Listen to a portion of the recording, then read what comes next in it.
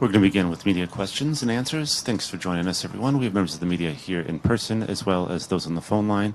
For those on the phone line, please press *1 to enter the queue. You can unmute your phones now. You will only be audible when you're called upon.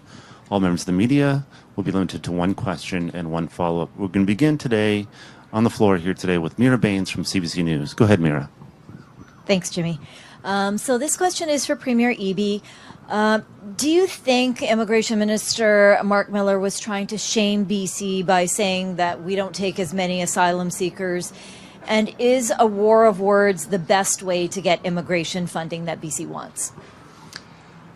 Well, first of all, I think that it's critically important to recognize that my concern is not about migrant funding for British Columbia. That's, part of it. But my concern is about fair treatment for British Columbia from the federal government. And that means something very straightforward to me.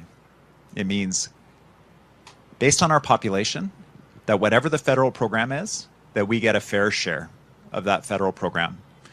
Could be migrants, could be economic development, could be housing, you name it. Federal government's got all kinds of programs. But I can tell you that just in one area, the Strategic Investment Fund, the SIF fund that is funding economic development across Canada, for every $1 British Columbia gets per capita, Ontario gets 2.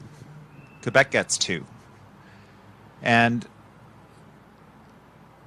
when we say we need assistance in the Sumas Prairie with flood mitigation, and we apply to a federal program, and the Prime Minister says we're going to help you build it, we don't get anything.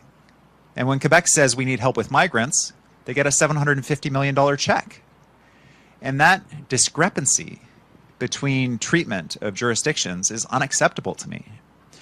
One of the things that Premier Furey and I have talked about is Premier Furey is leading the charge on an equalization court case, challenging, and I'll leave him to speak about it, but challenging the distribution of equalization funding in Canada. And one of the things that shocked me was that British Columbia is sending money to the federal government so they can send it to Ontario. Ontario got $500 million in equalization funding. So not only does Ontario get equalization funding from BC, they get $26 billion in battery plant funding between them and Quebec. And Quebec gets $750 million in funding for migrants. We can't get money for dikes in the Sumas Valley.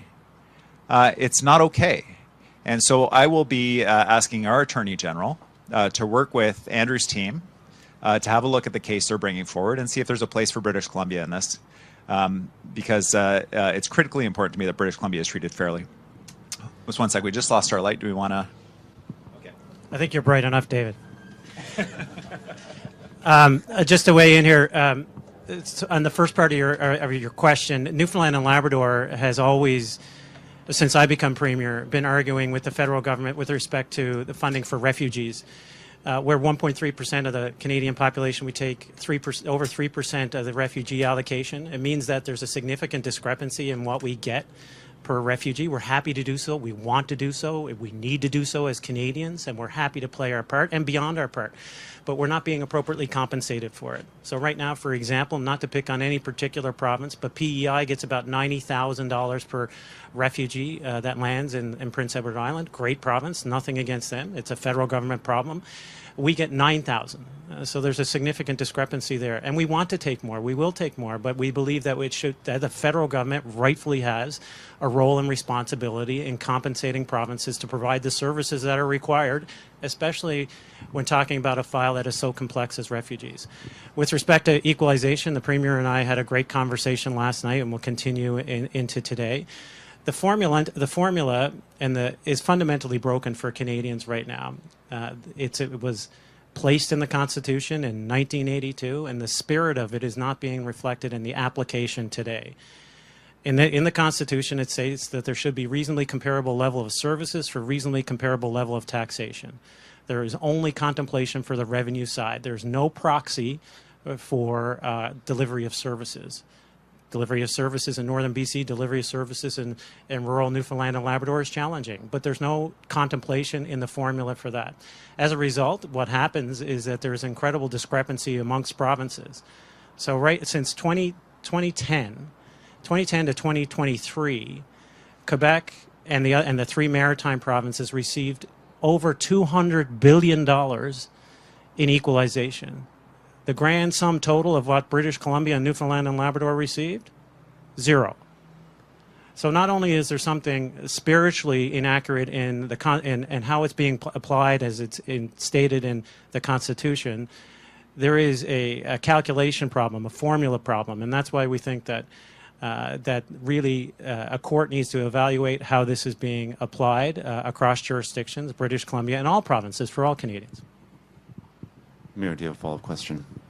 Sure, and this is on a different topic, and this is for Premier Eby. You know, we're in the downtown east side. This is a great affordable housing project, but is there an overall plan to completely phase out SROs, and by when and how much money will that take? Yes, SROs, which are these residential hotels with shared bathrooms and in some cases sort of kitchen facilities that are housing the poorest of the poor and often people struggling with mental health and addiction issues. They're not suitable housing anymore. Many of them are 100 years old. Plumbing doesn't work, electricity doesn't work. During the summer, they cook. During the winter, they're freezing. Even people who have units in them during the summer live outside because they're unlivable. And so they're not meeting our needs. Ultimately, we are phasing out this type of housing in the downtown east side. We're replacing it. We have on the order of 1,000 new housing units, either opening or imminently opening in the downtown east side. And we're also working with the City of Vancouver to make sure that for the people who are in the SROs, that they're not being displaced and evicted through rent control legislation that we passed, enabling the City of Vancouver's rent controls for this particular type of housing to be maintained regardless of who the tenant is, so that the tenants aren't pushed out so the rents can go up. So we're trying to stabilize the housing, ensure minimum standards there with the City of Vancouver. We're building new housing to replace it. And we are not building new SROs. We're building contained units, so people have their own bathrooms and they have their own cooking areas, and their units are actually livable, so that even if the government is paying for housing, they're not living outside. Our next question, we're going to go to the phone lines with Richard Zussman from Global News. Go ahead, Richard. Premier, two different municipal issues here for you. The federal government has sent a letter to the province, in essence saying that the RCMP will be remaining in municipal policing. What impact does that have on the province, and are you concerned at all about what the future of the RCMP looks like and how that meshes with how we do public safety here? And there are also concerns being raised by the Canadian Taxpayers Federation around continued trips from municipal leaders. Do you believe it's time to bring back the municipal auditor general in this province to oversee decisions being made at a municipal level? Thanks, Richard. On the first question, I'll admit to a little bit of confusion about the federal government's position on the RCMP and contract policing. We've heard fairly consistent messages from the federal government that they are maintaining, that they wish to move to a federal RCMP that investigates crime at the federal level, like the FBI in the United States, and that at some point they're looking to phase out contract policing. This letter provides us with certainty for the short term, but clearly indicates the federal government's interest in reform in terms of how the RCMP operates. We still don't know what that looks like, what our role in that is. The critical piece for us, regardless of who answers the 911 call, is that there's somebody who answers the 911 call. And the big challenge we have with the RCMP is filling those vacancies that we funded provincially, especially for rural and remote communities. We funded hundreds of additional RCMP positions that detachments are really struggling to fill. And we need the federal government to dramatically ramp up the training of new RCMP officers to fill those vacancies. and make sure that we have the policing levels that we need. If they're going to maintain that contract policing responsibility, that brings with it responsibility for training so that there are officers in community delivering services for British Columbians on the front lines. That's the critical piece that can't be missed in this discussion about the model. Is there a police officer in the community that's been trained and is ready to go? That's the question that we ask the feds. And sorry, the second piece, Richard, no, we're not looking at bringing back the Municipal Auditor General proposal. Politicians at the local level are accountable to their community. If they're flying around the world on taxpayer dollars at the local level, they're going to have to explain to their constituents why they're doing that. Is that a good use of taxpayer dollars? And they may lose their seats if people disagree with their use of taxpayer dollars for these kinds of things. And that's an important accountability mechanism for all politicians. And Richard, do you have a follow-up question? Yeah, just on the issue you guys brought up yesterday on the gig economy, some of the companies have responded and said that these sort of regulations make life less affordable for British Columbians. In essence, companies like Uber and Skip the Dishes will pass on the costs to consumers and make things more expensive. What do you say to those concerns? And again, another parter, I'm sure, I'm guessing you don't watch a whole lot of television right now because you're busy, but there's been this third-party ad running that is not NDP funded, but has similar messages to yours about John Rustad and Kevin Falcon being a sequel to Christy Clark. Should we expect a real negative campaign here from the NDP and your supporters to attack your political opponents through either third-party ads or party ads through the campaign? Thanks, Richard. The second one first. Third-party advertisers have to follow the rules that are established in the province. And one of the key pieces that I'm certainly proud of as AG was getting the big money out of politics and making sure that that politicians are directly accountable to British Columbians as opposed to big money interests in the province. And regardless of which third parties are advertising, they all have to adhere to those Elections BC standards going forward. As for the message for British Columbians, my message is quite straightforward. At this time when people are struggling with costs, when they're facing pressures of global inflation, interest rates, as well as a province that's growing by 10,000 people every 37 days, now is the time that people need support more than ever. And what John Rustad and Kevin Falcon are proposing, dramatic cuts to the provincial budget, translate into fewer nurses, fewer doctors, canceling hospital and school projects, canceling critical infrastructure projects like transit and roads that we desperately need for a growing province. Now is the time that people need support more than ever, and the dramatic cost increases that people are going to see under the budget proposals put forward, like our affordable daycare program, like the elimination of MSP, like reduced car insurance rates, all of those are on the line in the election, and it will be a discussion about what the best approach is going forward. That is just the reality of their proposals. It's neither positive or negative.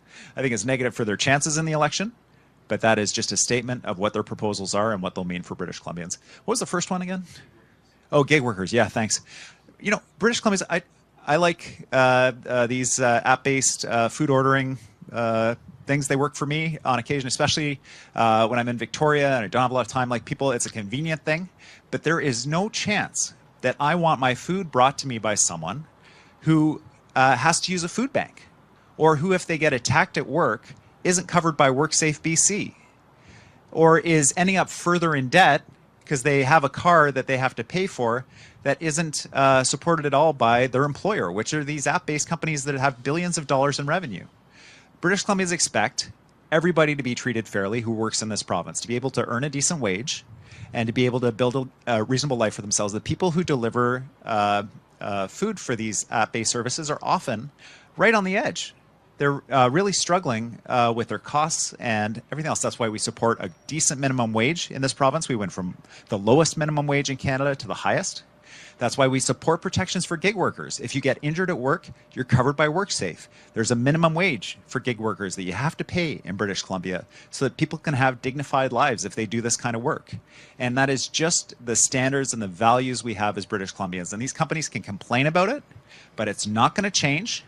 And they have to pay their employees, and they have to look after their employees, because British Columbians just don't want a scenario where their food is delivered on the backs of someone who is looking at homelessness and using a food bank to subsidize the delivery charge. These companies can suck it up. They'll be all right.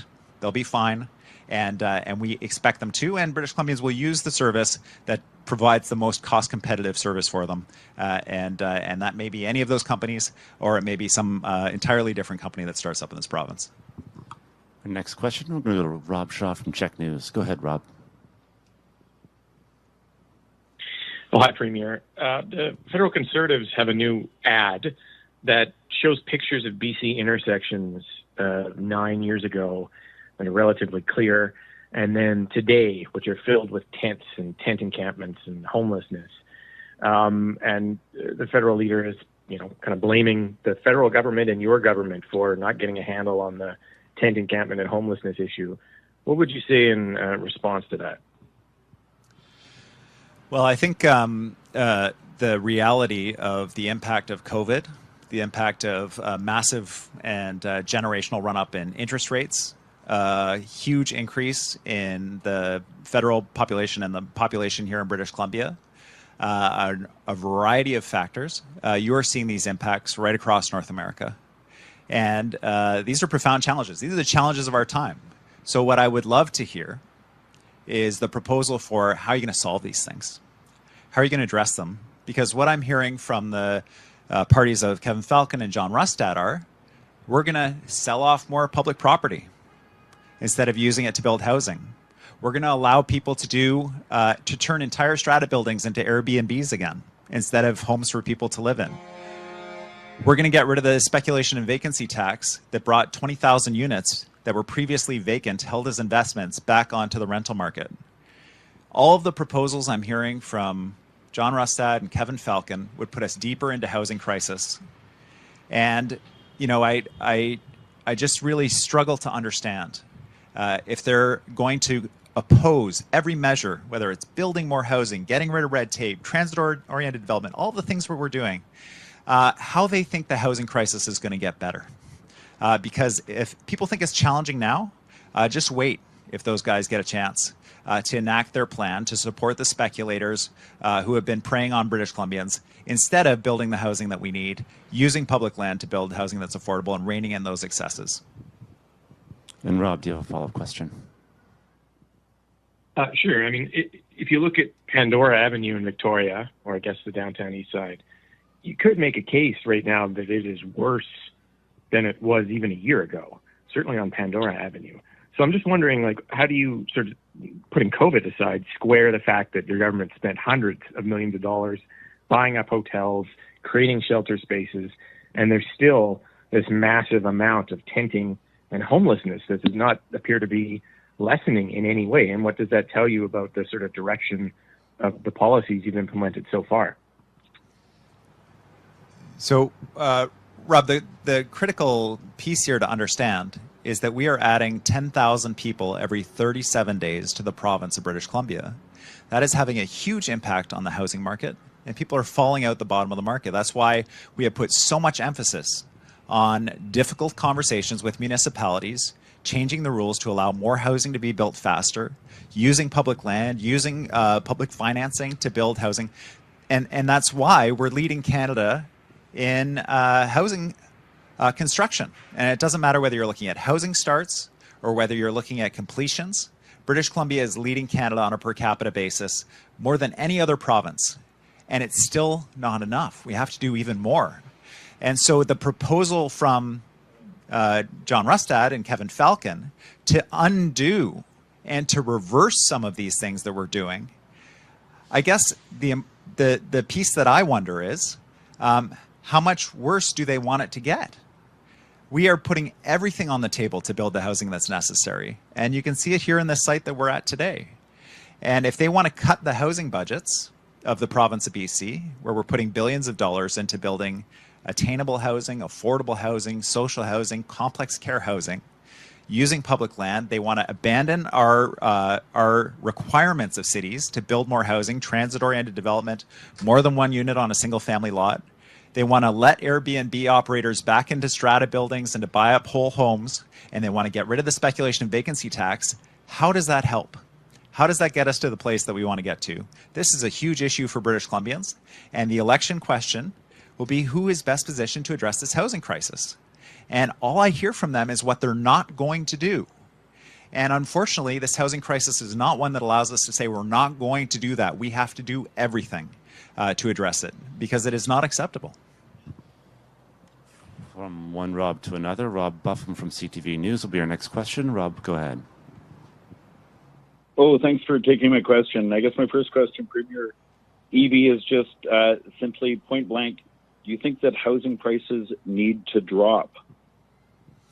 Yeah, thanks, Rob. I admit some frustration with this false choice that keeps getting put forward. The nation state of Singapore has completely market-driven housing and 80 to 90% home ownership rate for Singaporeans that is affordable for Singaporeans. They have both. And we can have both too. Our BC Builds program is about building actually attainable middle-income housing that people can afford in British Columbia using public land, public financing, expedited processes, modeled on Seoul, modeled on Singapore, modeled on Vienna, modeled on Whistler, BC. And we can achieve a housing market that is both market rates, but provides affordable housing for British Columbians. And I hope for a soft landing, a gentle landing in housing prices in the market. I think market housing prices are unaffordable for British Columbians, but I'm not waiting for that to happen, because with our population growth, we are seeing strong and continued market housing pricing. We have to create a parallel housing market for people who live and work in this province that they can actually afford. And that's what we're doing through our BC Builds program. And Rob, do you have a follow-up question? I do. I guess just on that topic, Prime Minister Trudeau generated, I guess, a bit of controversy when he talked about wanting housing prices to retain their value. So I guess I'm wondering, where do you stand in terms of, do housing prices need to fall, and what would that mean for people who are relying on those as an investment? I guess I just really want to know from you, do you want to see, we're talking about an affordable housing market and the need for affordable housing and building more housing, but do you want to see housing prices decrease? Yes, I do want to see housing more affordable for British Columbians, both in the market and outside, which is why we're trying to bring so much housing supply on in the market side.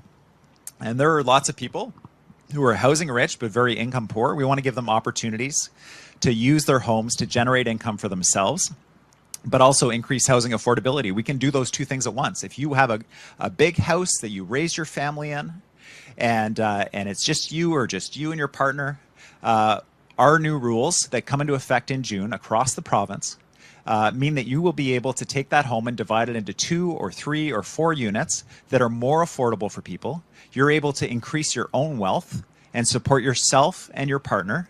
You're able to create more affordable housing for more people. This binary that's being, the only way that you can create housing solutions is by taking from one group and giving to another is not correct. We are actually putting in place the rules that allow both things to happen. And I lie awake worrying about the people that cannot afford to get into the housing market. That is what I want to address. Make sure that young people have that chance to get into the housing market and build a good future for themselves here.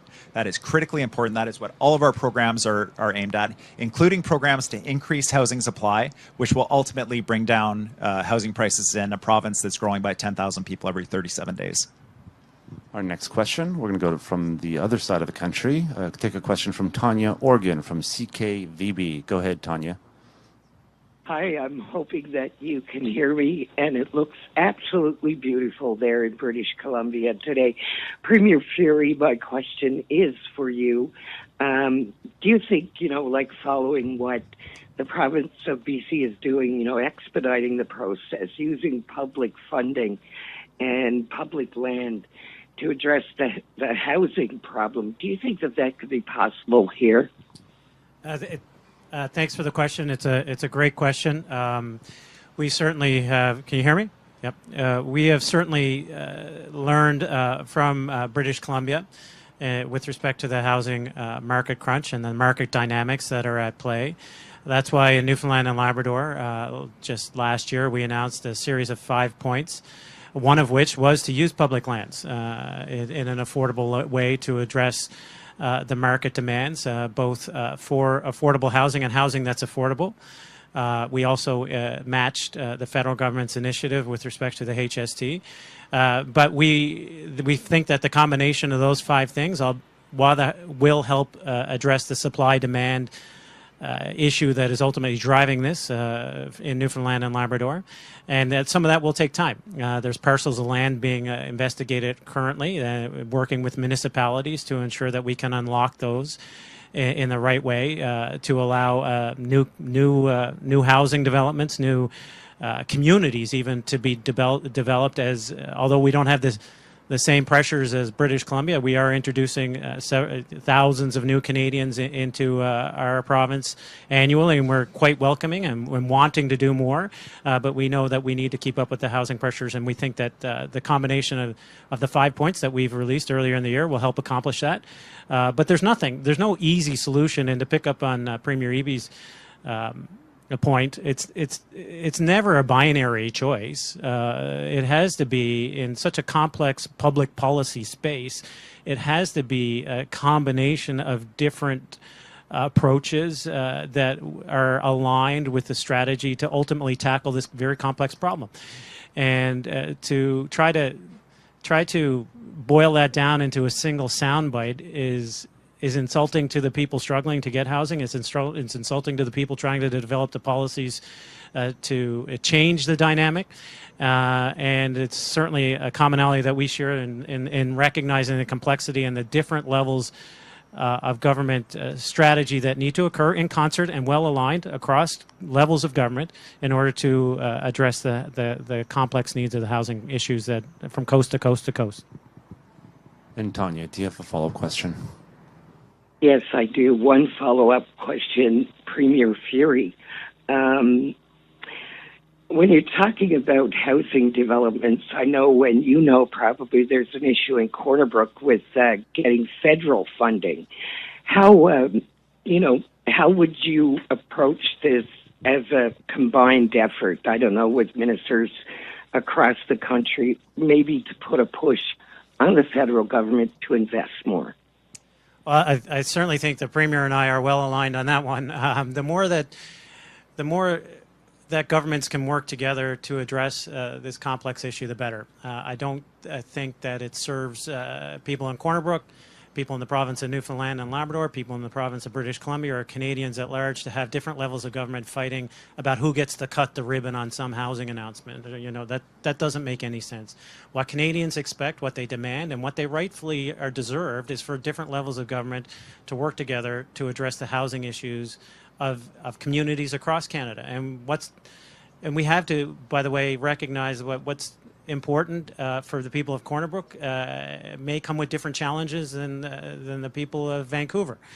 And that's really why it's so important that premiers are able to talk, to have shared experiences. But it's also the beauty of a federation that a federal government should be uniting us in this fight, should be coming together with strategies that pull governments together and not divide them. And I can tell you the conversations that we've had as a collective, but more broadly as premiers at the bigger table, is that the federal government needs to be working with us, and they often are. But that relationship can be tighter, it can be more strategic, and that extends to municipalities. All 3 levels of government need to be working together to address this. We have time for one more question. We're going to go to Wolf Deppner from Black Press. Go ahead, Wolf. Yes, thank you for taking my question. To Premier Eby, You touched on this a little bit earlier in your comments regarding federal funding, but what is the province doing to help get funding for Merritt, Princeton, and Abbotsford, who recently saw their applications for flood mitigation support rejected by Ottawa? What's the next move when it comes to getting funding for those three municipalities? Thanks, Wolf. This is a great example of the challenge that I'm talking about. Here's a number of communities really badly impacted by the atmospheric rivers and the brief return of the lake to the Sumas Prairie area. Our government's position on this is so clear. We are going to protect Sumas Prairie. We put $76 million into the Barrowtown pump station on our own without the feds because we couldn't afford to wait anymore. We couldn't have the team showing up again with the pool liner and the sandbags to try to save the pump station. We had to put the money in. Couldn't wait for the feds. We're not like the Conservative Party that's saying we're going to return Sumas Prairie to a lake. We're not doing that. We're going to make sure that that remains a fertile agricultural area and farmers there are supported. I was deeply, deeply disappointed to hear that on this application from these three communities for very reasonable funding from the federal government under a fund that they had established for this purpose, that they got zero. And not only did they get zero, but they were unable to connect with the federal ministers responsible for the program to understand why, to get answers about what was going on. So immediately I asked for a phone call with the Prime Minister, still waiting for that call. And this is an example of what I'm talking about. When Premier Legault calls and says, I'm having problems with migrants, here's the immigration minister with a $750 million check. When British Columbia calls and says, we're having problems with flood mitigation in the valley, Prime Minister comes and says, yeah, don't worry, we're going to help you rebuild.